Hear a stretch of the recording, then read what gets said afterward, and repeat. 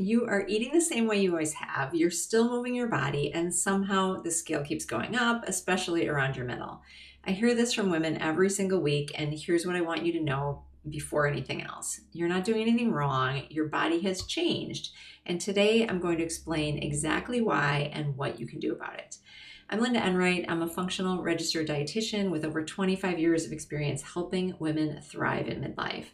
If you're new here, welcome. And if you've been here before, thanks for coming back. Make sure you subscribe so you don't miss a video in the future. I want to talk to you today about hormones because this is where a lot of the confusion starts.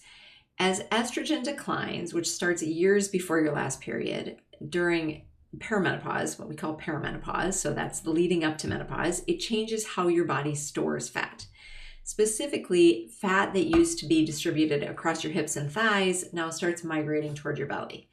This is not just cosmetic. Visceral fat, the fat that surrounds your organs, is more metabolically active. It produces inflammatory signals that affect your blood sugar, your heart health, and your hormone balance. And it's a health concern. It's not just vanity, it's a health concern. And here's something what a lot of women don't know is that estrogen also helps to regulate insulin sensitivity. So as estrogen drops, insulin resistance tends to increase.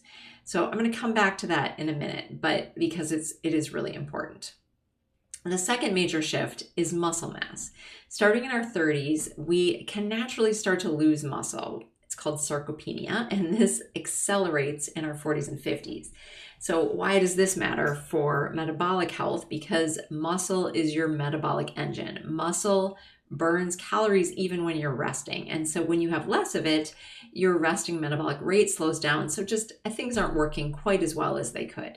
So this can be a reason why a lot of women find they're eating the same as they always have, and the weight is changing and they just can't figure out why.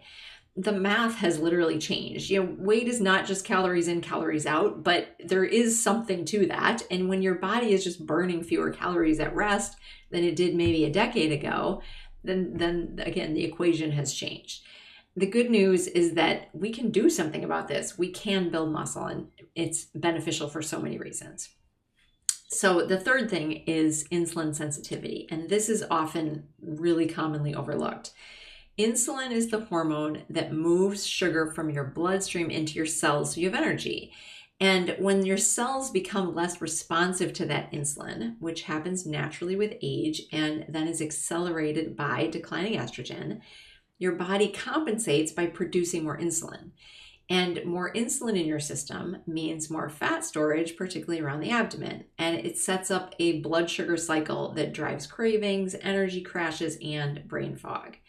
So together, declining estrogen, muscle loss, and reduced insulin sensitivity, these three changes can fundamentally shift how your body is processing food and how it's storing energy. So understanding this is really helpful because once you know what is happening, you can work with it. So what do you actually do about this? I want to give you three concrete things you can start with. First, prioritize protein at every meal. Aim for something like 25 to 30 grams per meal. Protein preserves, and builds muscle. It stabilizes blood sugar, and it keeps you satisfied. So a lot of times women in midlife are significantly under eating protein, and it is quietly undermining results. Number two, add strength training. 2 to 3 sessions per week of resistance exercise, whether that's weights, Pilates, resistance bands, body weight. It's a really powerful thing you can do for your metabolism in midlife.